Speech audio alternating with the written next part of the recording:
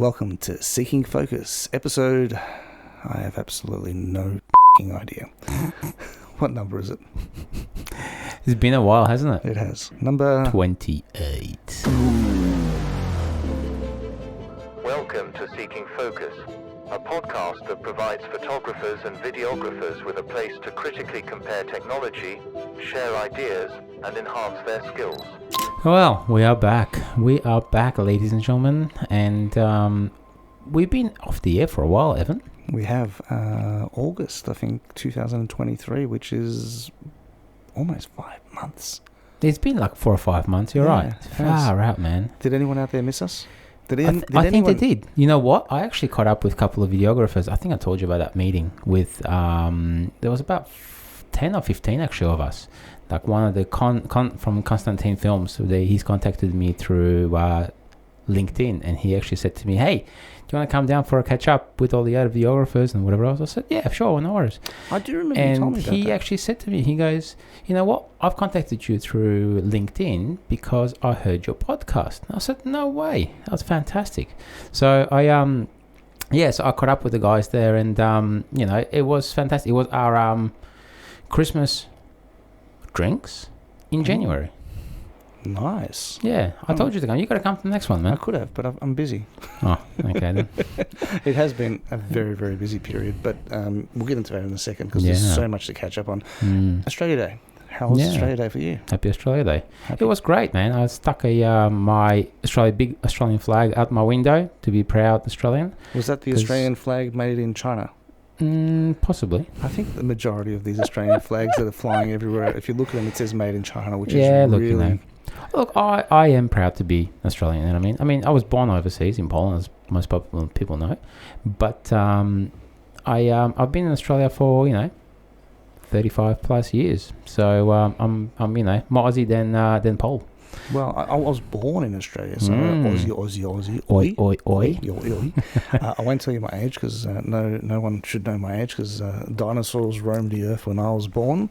You old bum. Yeah, it's me, geriatric. But yeah, look, I'm a proud Australian as well. I think that... and when I say Australian, I don't mean like just one cohort of white skin. It's a multicultural. Multicultural. That's what Australia's about. Yeah. It's about every culture being accepted. Totally. We've never done everything right. We've made mistakes in past, 100%. but it's about moving forward and doing the right things. I've actually been telling people about Australia Day, like Happy Australia Day and all that sort of stuff, and and some people actually came to me and they go, "Well, you're not allowed to say that anymore." I said, "What do you mean?" I said, "Well," he goes, people get offended by saying Happy Australia Day. There is a cohort out there who don't understand that because you know what, I firmly believe if English didn't come to Australia, then we would have been overrun by someone else, either Chinese or any other nation. And I think this Australia Day thing is but we're getting into more of a politics at the moment. But I just think Australia is probably one of the best countries in the world to live in. You know what I mean? It is. We are very, very fortunate. Fantastic. You know what I mean? It's there's a lot of there is a lot of how can I say, rules and regulations in Australia, as you probably know, with my droning, with people listen to other episodes. A lot of people like to call it the nanny state, which I don't agree with. I think personally there's a lot of rules there which help us. There are sometimes rules which are a little bit ridiculous. But rules are there to try and protect the society. And everyone in it. So overall, multicultural thing, and I think everyone's got to sort of assimilate. Assimilate. That's what I'm trying to look at. Yes. And I think but that assimilation is not about just one culture assimilating; it's about everyone assimilating to everyone else. 100%. It's a melting pot, and that's the right. bottom line. That's so, right. Happy Australia Day. Oh, Happy Australia Day. And no, I did not have any flags waving out the window with made in China on it, but not because I didn't want to do it, but I just feel kind of weird about buying an Australian flag that's actually made overseas. It's quite sad, I guess, but that's just the world that most of the cameras that we buy, they're all overseas, overseas, you know what I mean? So it's just part of the, import-export thing, and, it what is. can you do? And, I mean, there is one camera brand that's made from Australia, which I'm a big supporter of, Blackmagic. Yeah, it is Though Blackmagic. I don't think they're actually made in Australia anymore, but... they're not. The head office is in Australia, right? They're Port just up the Melbourne. road, yeah. Yeah, Port Melbourne. Did I tell you that? I actually did probably. Yeah. You won't let me live it down. I was so upset with them actually, because I rocked up to the office once and I said to him, I was looking at buying Blackmagic. I just wanted to have see what's going on, and they did not let me pass any further than you were just upset the reception. I think it was. You were just upset because they didn't roll out the red carpet for you. No, you know Marty's what? here, everyone bow. If it's an Australian company, I seriously think we should have privilege of being able to see latest and the greatest, yes, rather than States or Asia or wherever else. It is disappointing. I agree with you completely. Blackmagic is their market is 100% to America. So even when they do releases, it's actually based on time. It's an Australian company. Yeah. So it's like, why can't you? I understand the market share is bigger than us, but you know what? If you're made in Australia or you head office is in Australia, and you. Yeah, exactly right. Yeah. Take some pride to be Australian, and obviously produce. And I know I know a person that works for Blackmagic, and she loves it. It's a fantastic company to work for. If you want to fight about Australia and being Australian and all that, go outside Blackmagic's office and pick it out there, because they're not sending their products here first; they're sending it to America. That's exactly right. So that's where we should be picketing, and we should, But anyway, so it's been a while now since we caught up. There are number of different things that have changed in your side. I haven't seen you in person for just over 3 months. 2 to 3 months, so exactly that's right. how busy things have been. Yeah. And on the last episode, we did mention that we're going to talk about your trip to Japan. We did, yeah. And I can't remember it. It was such a long time. It has been, hasn't it? You know what, though? Life goes so quickly, and it's so precious, I think, as well.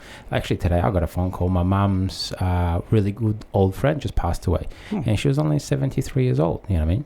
So I think it's one of those things where if you work and family and this and things just get away from you very quickly. You know what I mean? And life's finite. I mean, in the sense that it's very fleeting. It's here 1 second, and it's gone the next. So you got to do the best that you can when you're here.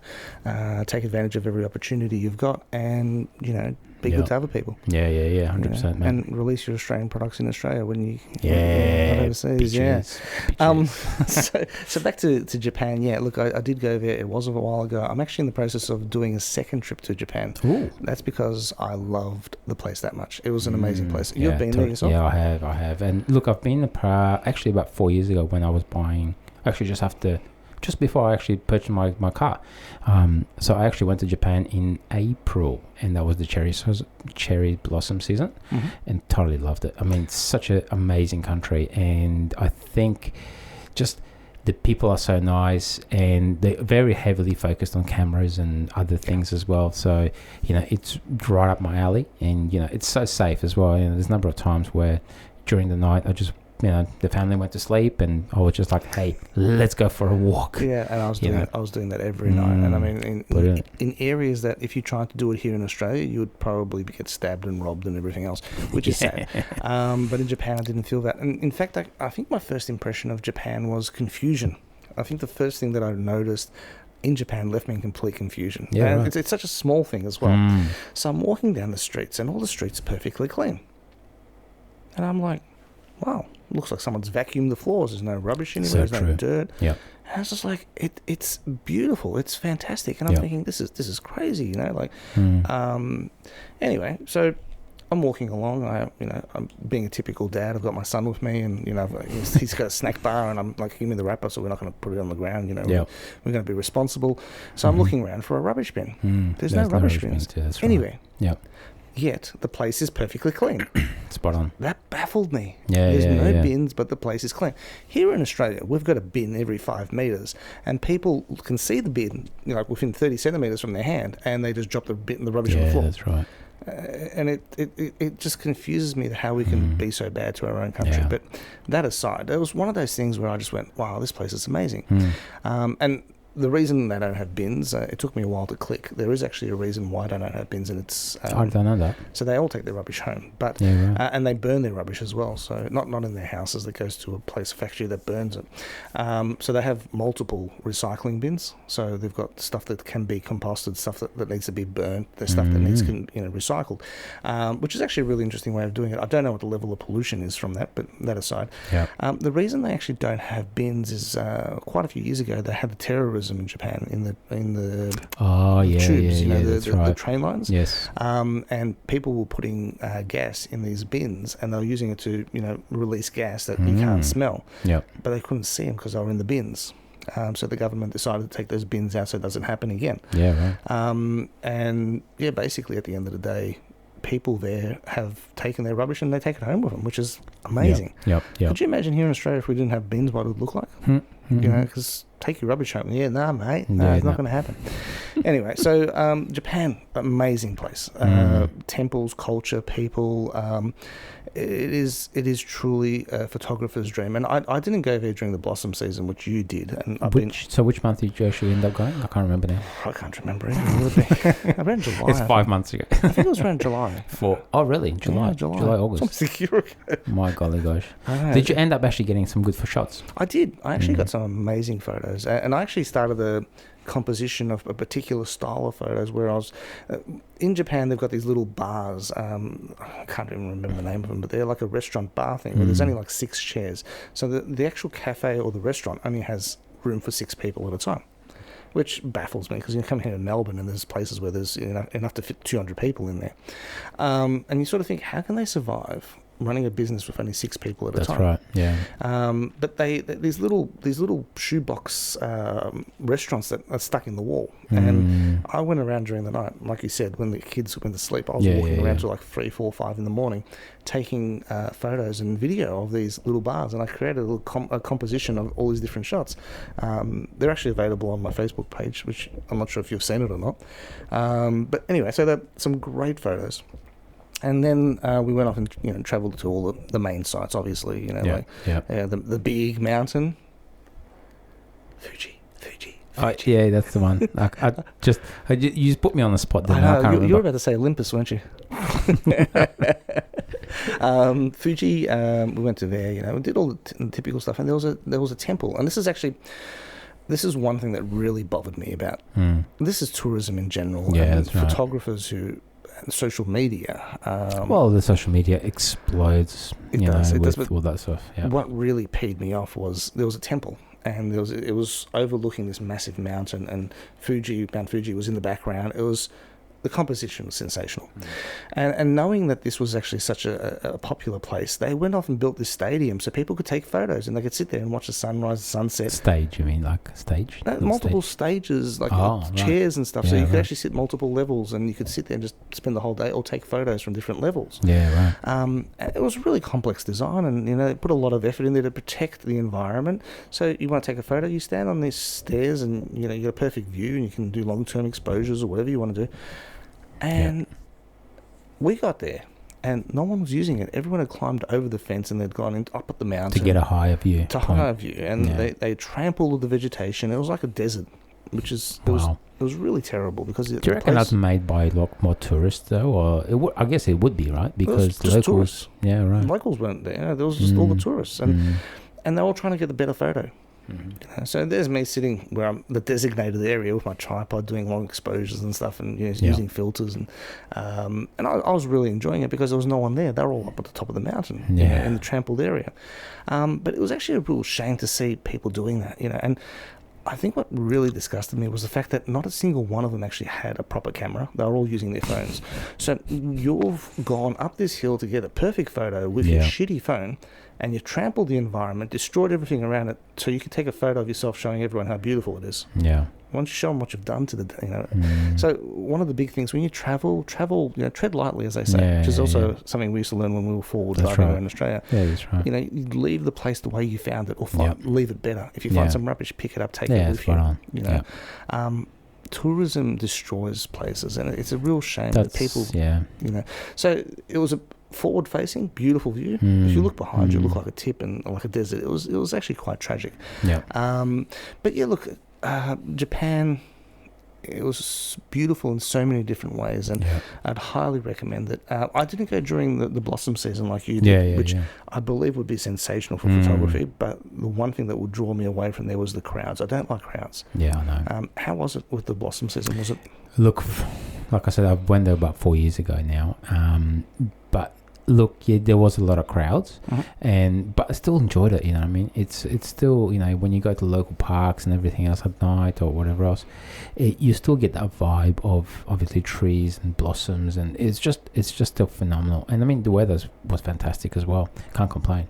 So highly recommend it. You know, and even for the kids, you know, because I went with my kids and they really enjoyed it, and they still talk about it to today. It's a beautiful place. I highly recommend people go to Japan. Yeah. And every time I go on my trip or whatever else, I always make a family video, like 15-20 minute video, just to sort of highlight what we did on the trip and everything else. And yeah, look, you know, it's brilliant, and yeah, I really enjoyed it. So yeah, it's good.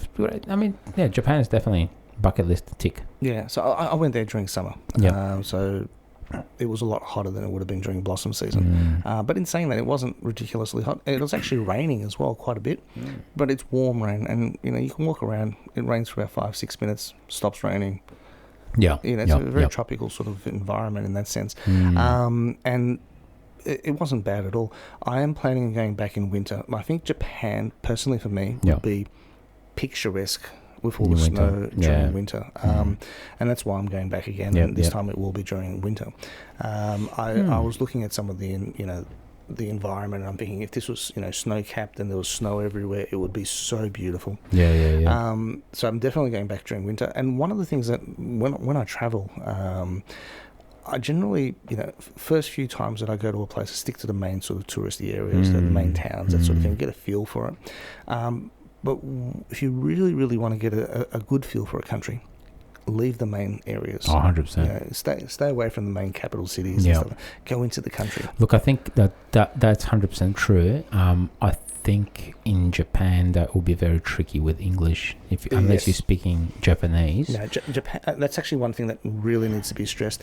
Most countries, to some degree, have incorporated English into the dialect.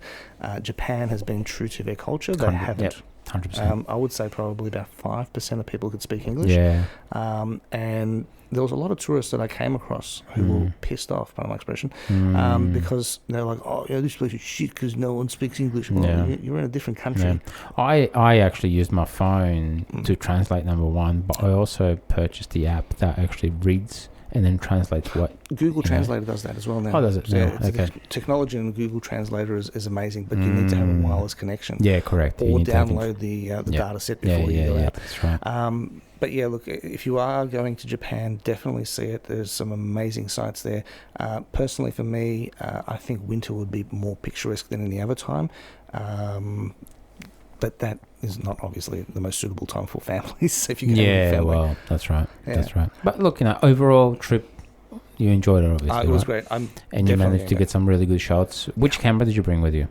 Good question. Which one did I take? I've got so many cameras nowadays, I don't know which one's which. You took the Canon... The R5C. Yeah, R5C. Yeah, okay. Yeah.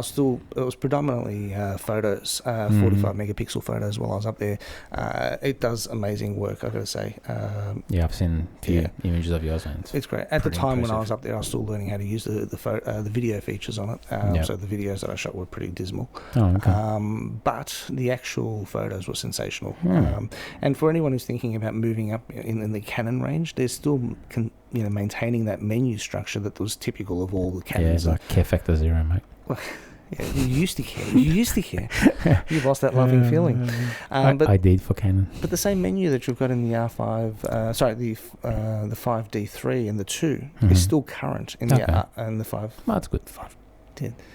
Yeah, good for them. Yeah, you know, all these names and digits and stuff. I'm very confused by them. But yeah, so they've kept the menu structure the same, so you can actually literally go from one camera to the next, and there are extra features, obviously, but you can still get great photos. Look, overall, I think it's a fantastic camera, and from the specs that you've been telling me, I mean, yeah, it's pretty impressive. It is a gun. I mean, it's expensive, but you pretty much can do everything with it.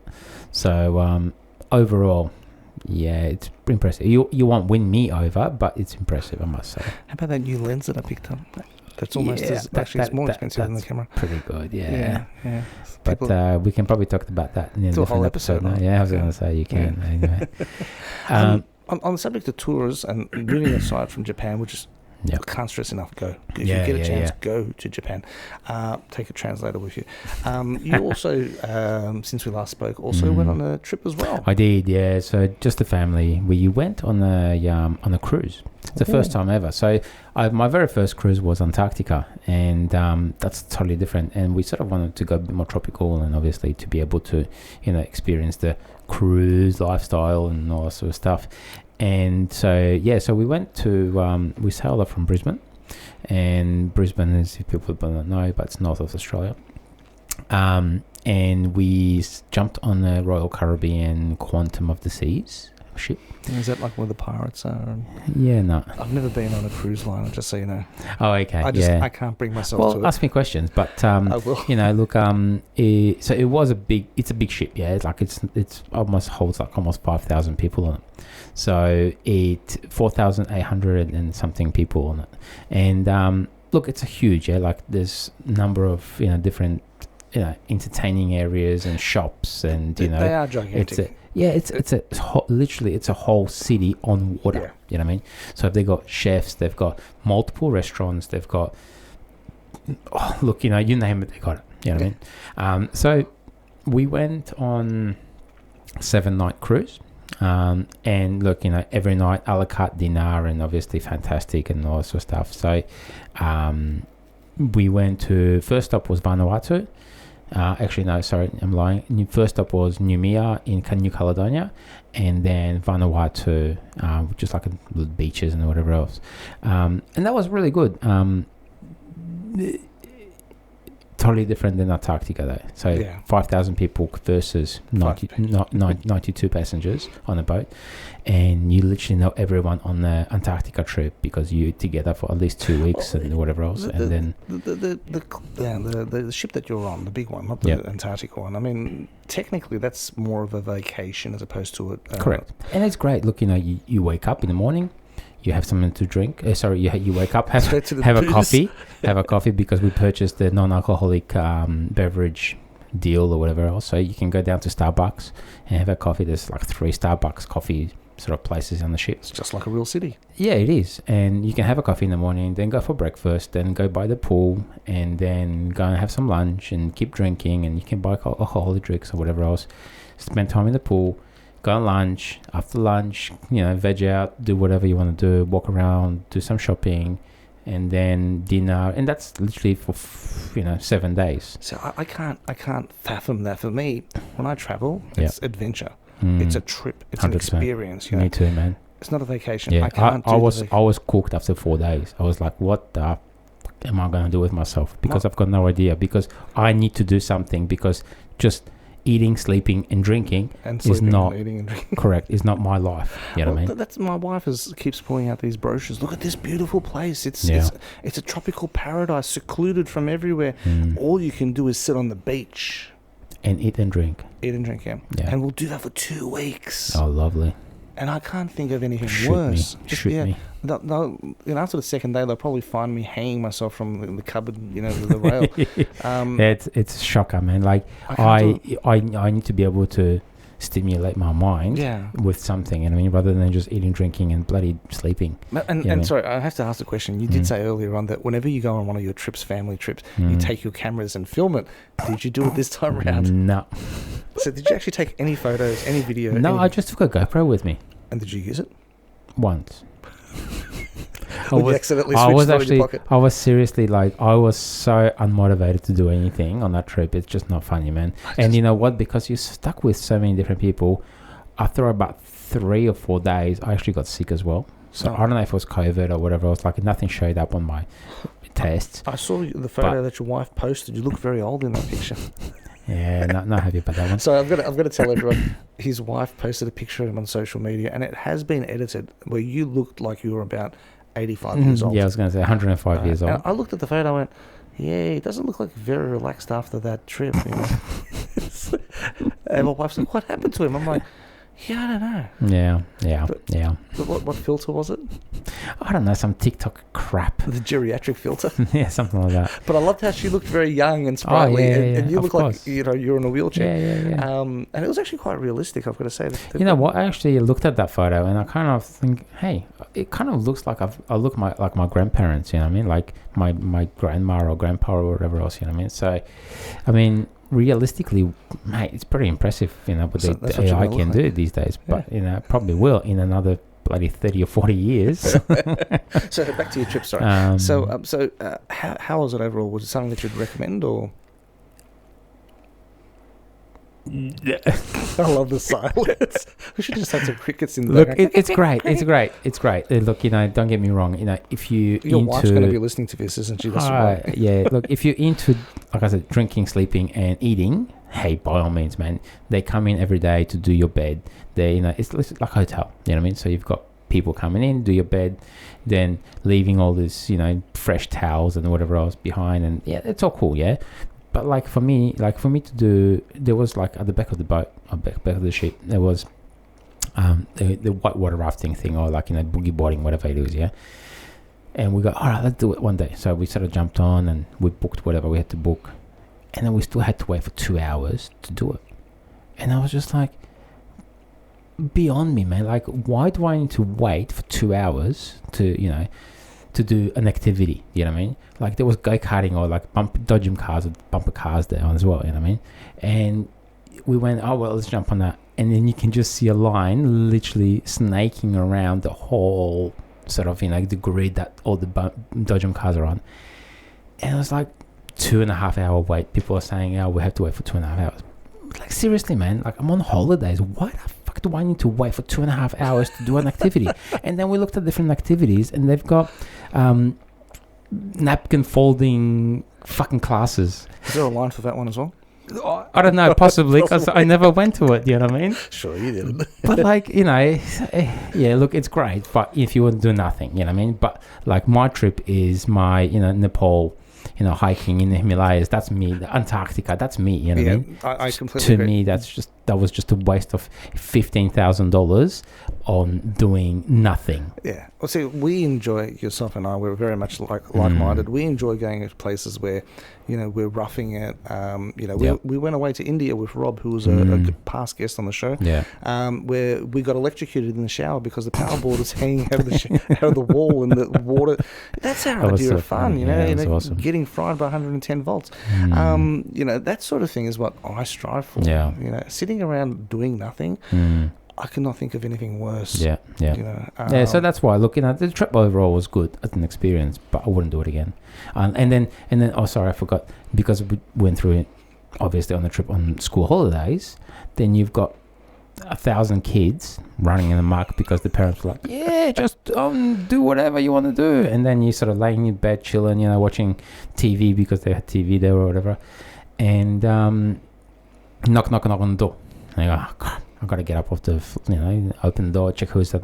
And then you open the door, and then there's two kids just bolting the other side, you know what I mean? They're just, you know, they're knocking, neck knocking, and they're just running, you know what I mean? So, like, you kind of go, let it go, not complain or whatever. It's, you know, kids are kids, yeah. But, like, you kind of go, you know, when you're old and you just want to chill and do nothing, then, you know, it sort of gets to you. But look, you know, overall, yeah, it's worth it, you know what I mean, just to sort of see. And, I mean, Vanuatu is amazing, you know what I mean?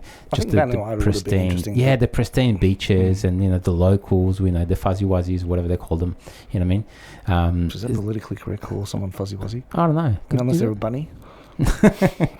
No, the what do they call Papua New Guinea? They used to call them fuzzy wuzzies during World War II or World War I, whatever it was. I have no idea. So I'm completely lost. Okay. I'm mortified at the concept that someone will be called fuzzy wuzzy. Because of the hair. Because the hair is all fuzzy, and then they call them fuzzy wuzzies. Anyway, whatever. Let's skip that.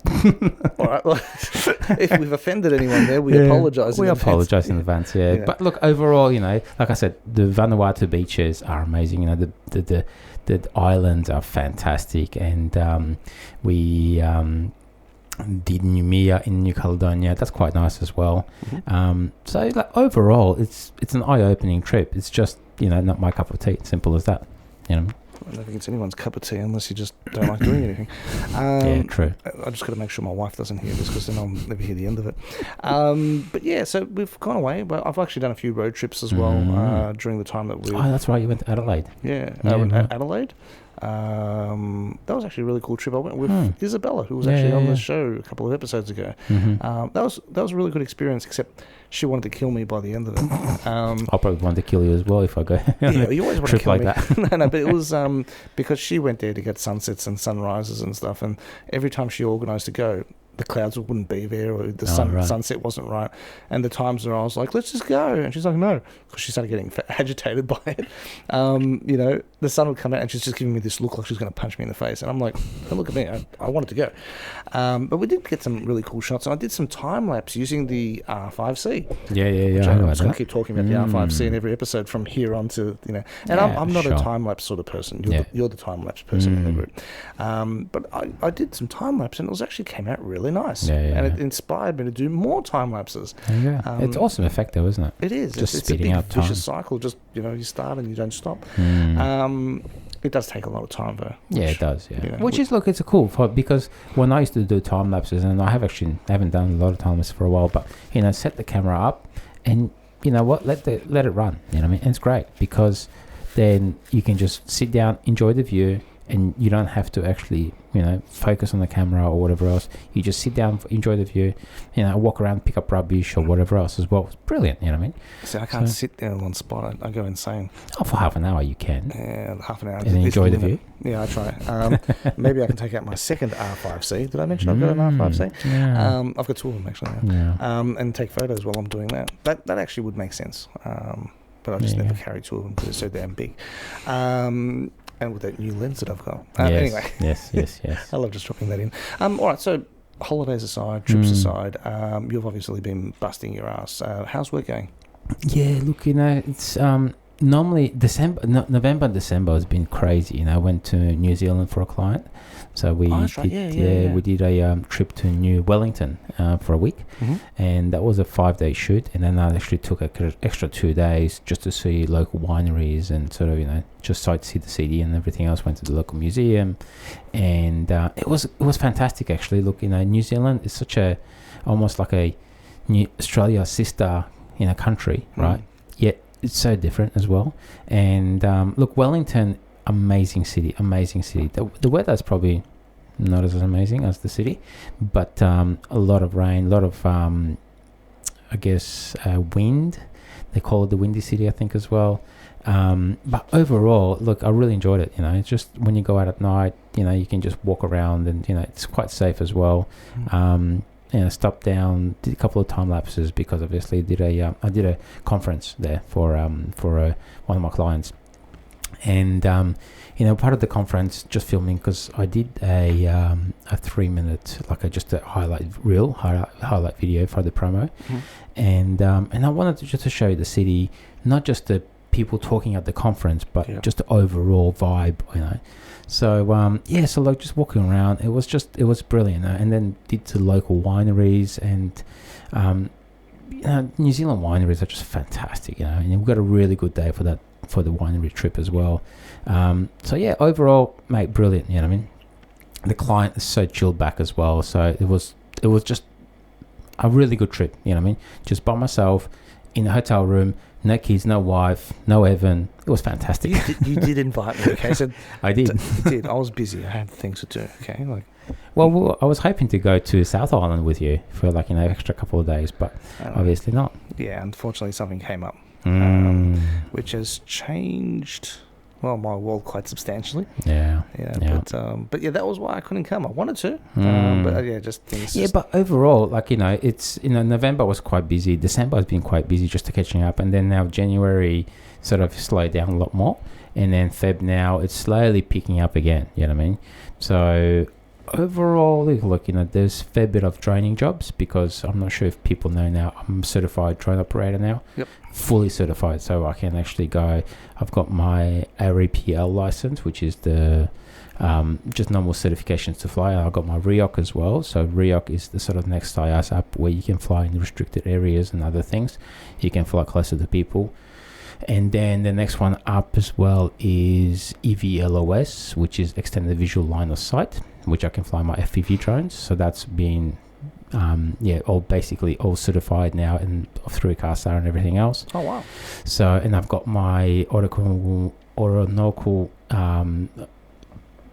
radio license as well, which is I can communicate with aircraft now as well. Oh. So it's been sort of fair bit going in that space, you know what I mean? So because I'm fully licensed now, I can, fly in the city, no problems, you know what I mean? That's awesome. I can do a lot of things with the FPV drones where I couldn't do it before. Well, FPVs and drones in general, the request for them from clients has actually escalated substantially. Yeah, it has, yeah. They're almost on par with, how much people like TikTok. They're so popular. They are. And if you don't know what's FPV, so it's first person view. So it's almost like you're controlling. Goggles. You're wearing goggles, and obviously you can see what the drone sees. Yeah. But it gives you that different point of view where DJI drones just nicely stabilized, gimbal kind of camera view, where these ones are much faster, a lot more intimate, much closer to people and. Yeah, it's just brilliant. Well, it's actually funny. Before this episode, I was sitting outside the studio and I was talking to a client from a wedding, and we were organising this wedding, and they said, "Oh, look, Evan, we really want you to have a drone shooting us as we're doing our vows." Yeah. And I was taken aback by that. I was dumbfounded because I'm like, why? I'm just trying to understand. They wanted you to film and fly the drone at the same time. People don't. The concept of flying a drone and taking photos or video at the same time, it's like trying to drive. The way I explain it to them is like, yeah, I can do it, but it's like trying to drive two cars at once. Yeah, it's going to turn into a tragedy. Yeah, correct. And you know what? It's actually illegal to do that as well, because you need to have your eyes on the drone, and you need to be able to control the drone. If anything goes wrong, you need to bring the drone down. No, exactly. But the problem is, of course, that there's all these legalities around it. Like, for example, you're not meant to be within 30 meters of people. You're not meant to fly on top of people. So if I don't fly on top of the people, I have to be 30 meters away from them. They're going to look like ants in the pictures. What's the point? Yeah. And I'm trying to explain that to them, and they just sounded so disappointed that I wasn't willing to meet them at their request. And I'm like, look, get in a drone pilot. I'll get you one if you want. But there's going to be legalities where, they can't fly on top of people, because something goes wrong, that's going to come straight into the ground and cut people to pieces, unless they've got like a zoom lens on the actual drone, which some of them do. The reality behind it is there's no point. Yeah, that's right. And I think people don't really understand how much they effort. don't. But there's a lot of effort in a drone as well. It's not just a matter of, look at us flying it. You've got to do a lot of practice. That's exactly right, man. I've got a phone call last week from a client. They go, "Oh yeah, cool. Like you do drones and everything else. Can you fly for us?" I said, "Yeah, sure, no worries." I said to him, "What's your budget?" And he just gave me like a freaking ridiculous number. I said to him, "Mate, you do understand that I'm fully certified. I've spent almost $10,000 on certifications and learning and this and that. And do you want me to do a fly for half an hour to an hour for $50?" And he sort of didn't reply. And I said to him, "What's the point of you calling me? Mate, just call someone else. If they, get there, someone else that's not certified to do it. And then if you get in trouble, mate, that's up to you." You know what I mean? Well, there's actually a lot of people flying around, like Federation Square and stuff, and at the tennis. Actually, I believe at the tennis there was a lot of people flying drones on top of it. How the Australian Open or whatever it was, and the police were there with the radar guns where they could shoot a drone out of the sky. And there was so many people who got caught out, had their drones dropped from the sky, that the drone was tracked back to them, and the police gave them massive fines. Because there's all these legalities, but people don't 100%. Follow the rules. And whilst some people won't understand why the rules are there, it's like, why can't I fly my drone on top of the tennis? It's because in some countries, in past, people have actually flown, and I probably shouldn't be saying this, but they flew a drone into a crowd, a stadium with C4 explosive on the bottom of it. Right. It's a terrorist thing. Look, in Australia, it's pretty good in that sense. We don't have any of that stuff. But look, they obviously use it in war. What happens when it does happen? It only takes one incident. Yeah, of course. And overseas, this in the war at the moment. There's so many different countries that are using drones to kill each other. So the potential is huge. Yeah, that's right. Yeah. So you can't just let some person willy-nilly, especially that's right. the Australian exactly Open it's a world renowned sort of activity. So normally when you don't have obviously all the certifications and everything else, you can't fly more than closer than 30 meters. So potentially now with me, I can fly at night and around 15 meters to the people as well. You know what I mean? So it's quite close now. But I know exactly what the repercussions are potentially, and what, you got to know the legalities and what damage you can do and all that sort of jazz. Because the excuse "I didn't know" is not a legally binding excuse. Well, I do know someone that basically does crazy stuff with drones, and unfortunately, he doesn't want to get certified just because of that. He can just be ignorant, saying, "Oh, I didn't know that." Yeah, but that still doesn't hold any clout when you get pulled up. Anyway, away from the drones, how is everything else going for you? It's been all right. It's it's been up and down, I guess. Like in this sort of industry, I think how can I say, when you work hard, then you have a bit of a downer. You know what I mean? I don't know about yourself, but sometimes if I don't chase work or whatever else, most of my work comes from word of mouth. Yeah, and that's the best way to do it. Yeah, but there is times where people don't call you, so you have to chase them up. Yeah. So for me, prior to Christmas, November, December, it was actually very quiet. I mean, I still had quite a few jobs, but by comparison to the way it used to be, where I used to do between 2 to 3 jobs a day, to suddenly be doing a job every second day, it's a huge kick in the teeth. Yeah. And it makes you paranoid. Where's the next bill going to check going to come in? How am I going to pay the bills? How am I going to feed the kids? So it does play on your mind quite a bit. Yeah. You were actually busy during that period, which most people were actually saying they weren't. I said, the January has been quite quiet. Feb now is picking up now, so it's I can't complain. I've got better time for myself, but it's not as busy as I want to be. You know what I mean? Yeah. So which is the opposite for me, because November, December was dead quiet. Yeah, right. January has been so busy. February, I'm getting bookings left, right, and centre. Wow. Because not only do I do photography and videography, I'm also a qualified trainer, so I train people to do photography and video. How to compose pictures, how to use their cameras, that sort of stuff. And I'm getting a substantial amount of people actually inquiring about those types of courses that I run. Yep. Probably at the moment, I'd say it's half between actually shooting and actually training. So, which has been really good. And I enjoy that bit because I've got the gift of the gab. Yes, you do. If someone hasn't noticed. But so you've got quite a bit of stuff coming your way now. I hope so. At the moment, it's like I said, it's been fairly quiet. In January, early Feb now, it's been not a lot. But look, I'm focusing more on the YouTube component, and I'm focusing more on the stock libraries as well, because I do a fair bit of stock library, and look, some months are better than others selling it, but it's at the moment I'm working on the house. I'm renovating the backyard and the decking and all the other things as well. So it's almost like a blessing in disguise, because I'm not busy, so I can actually work on the house and the wife doesn't kill me. It's true, and I appreciate that, because when you've got free time, you can actually do stuff that's been piling up, because that's my house.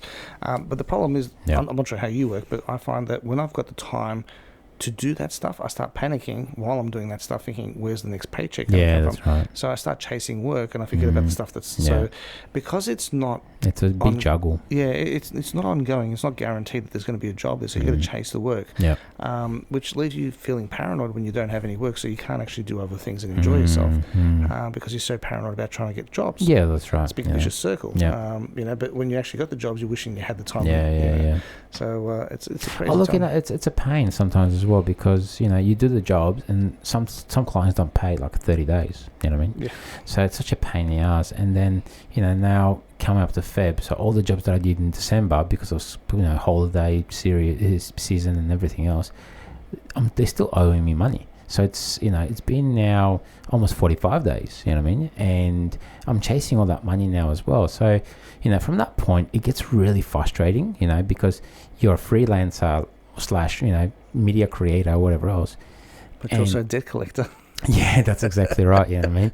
So it's such a pain in the ass. You know, like I hate doing all the paperwork. You know, I hate doing invoicing. I hate chasing up all that crap. And you know, I've got an appointment next week with my accountant, and hopefully she can suggest something else. But you know, like, you know, it's just part of the business, I guess. You know, it's just you trying to do something else. So yeah, how you been, man? Like, what's going on with you? Like, there's a few new things happening in my life. in your life. So other than the family, it's obviously huge changes. Talk to me. Yeah, look, late last year, and one of the reasons I've been so busy as well is one of my old partners, or not partners, I'm not sure if that's the right way to call them, colleagues, that's it, that's the word I'm looking for, colleague, from many years ago. Yeah, from last job. Yeah, so before I was a photographer and videographer, got in contact with me. And most people probably...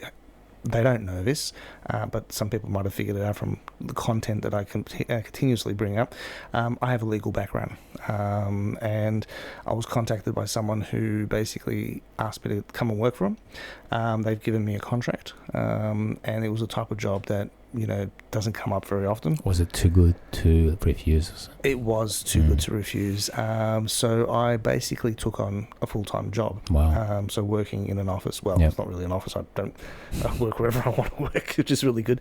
But the thing was, the selling point for me was the ability to move times around. So whilst technically, you know, most people work 9 to 5, I can work 9 till 10 and then 6 o'clock in the afternoon till midnight or whatever I want. So I can make my own hours because there's a level of trust there, which is fantastic. Yeah, it's great. Yeah, having that trust there where people know that you're actually going to carry your weight as opposed to just sit on your ass and do nothing. So it still allows me the ability to do my videography and photography. That's right. Yeah, but not to the level that I used to. Yeah, you know, I no longer am chasing the clients anymore. It's now the old clients, the ongoing existing clients. Clients that keep on coming back to you. Yeah, who are basically chasing me. So I'm fitting them in between working full time in the legal area, whilst also still taking care of the clients. It is quite difficult. There's days where you finish work and you just think, I need a break. Yeah, you know? for sure. And you know, you want to spend some time with the kids as well, but you've got all this extra work, so you know, it is a juggling act. But it to a degree, I've got to say, it's refreshing to not have to do the debt collecting, the chasing the people, because the clients that I do have, they're paying up front. They pay before I even do the job because they know what they're going to get. So I've never had any problems. So it's a 5 day. 5 day, technically 9 to 5. Well, it's not 9 to 5, and I can technically work, you know, 3 days during the week, weekdays, and then on the weekend I can do. As long as the job gets done, I guess. So it's more of a project kind of work, and obviously, as long as at the end of the day you submit whatever you need to submit, and it's rock and roll. And look, it's not an easy job. It's not a cushy job that you sit on your ass, and it's. And did you say it's in legal? It's got a legal background. Okay, cool. It's a huge project that's coming up, which is going to impact a lot of people. I can't talk about it, unfortunately. Wow. But I'm tell me off air, all right? Yeah, well, is the microphone off now?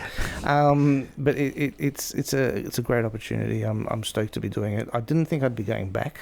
Because I've been doing photography for a very long time, videography. Right. But it's one of those things where I just looked at him and I thought, this is just too good to be true. And you know, when I sat there and spoke to him about it, I was just like, I would be an idiot not to take it. You know, stability. It's nice to know that you're going to get paid every month. Exactly. A wage that you know it's going to come. And the best part about it is. Now I can just turn around and go, I just need this new lens. Don't even think about it, just buy it. That's right. Because the money's there. Yeah, so you still got gas. Gear acquisition syndrome. More so than ever before. The gear acquisition syndrome. I picked up this lens. I might have spoken about it before. It's this amazing lens. Oh my God. I actually got to tell you, it was so expensive. And normally when it comes to buying something that's that expensive, you sort of go, with me, I literally walked into the shop. I saw it, I'll just buy it. And the guy at the shop just looked at me and went, you don't even want it? No, just put it in the bag. Let's go. It must be a special lens. It is, actually. It's I think it's going to be the one lens that sits on my camera probably about 80% of the time. I do like that lens. You know, do you want to tell people where it is, or the next episode we're talking about it? We can drop a hint. Okay, go do it. 24 to 105. 2.8. Yeah. And it's also got that focus thing where, you know, you can zoom in and out and the focus doesn't change. Oh, wow. And it's got a motor drive on the side of it. All right. So you can, you know. You're getting a bit excited now, you press I think. a button and there's actually an aperture. There's 4 rings on this lens. You got the focus, right. you got a ring on there which you can actually adjust to whatever you want it to be. Mm-hmm. You can do the ISO through it, you can do whatever.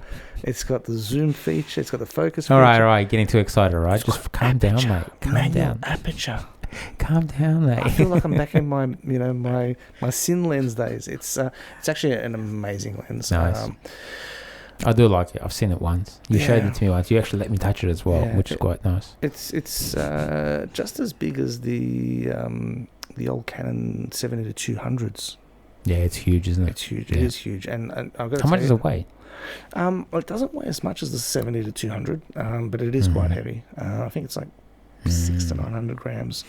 Wow. But it's a type of lens that you can get rid of your membership to the gym for. You know, because using that lens for an hour every day, you're going to be like Arnold. You can't put it on the gimbal. Is that what you're saying?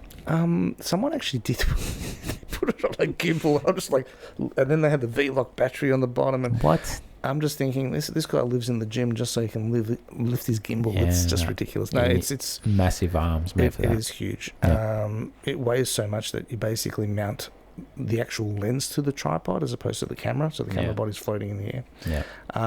Great lens anyway. But I can't remember what we're talking about. Yeah. What's it called? Yeah, it's good. It's good. Yeah. So look, I'm gonna say we should probably come to an end on this one today because it's a catch-up episode where we just talk about what we're doing. Yes. And we need to get into some serious content in the next ones. And I think the next episode, I think we're going to be doing on one of my pet peeves. I'm not going to say what it is. You'll have to listen to it. Done. Let's talk about that. Yeah. The next one. I don't know what else. Do you want to add anything to it? I bought a new drone. Yeah. What's this number 42? No, about 13. 13. Only 13. Didn't you just sell off like 4? Did I actually tell you that my son got into drones? Look at his wall. He's got five drones at the moment. So there's 3 hanging at the moment, and there's 2 in his bag. Just for people who obviously can't see what I'm saying, it's like I'm surrounded by. I'm in a room that's got wall-to-wall drones. You know, it's just like it's like mold. It's growing. It's an addiction. It's. I actually people ask me. They go, I want to get into FPV drones. And I go, yeah, sure, no worries. Just be careful. Of what? It's addictive, and you're going to spend a lot of money on it. This is like mold. It's growing everywhere. And next time I come in here, it's going to be on the roof. There's going to be drones hanging off the roof. Yeah, true. Could be. I actually did not notice that as I was looking at the other side, but. Yeah, his whole wage. So he's 17 now, and he's working. So every 2 weeks he gets paid. So literally the whole wage goes back into drones now.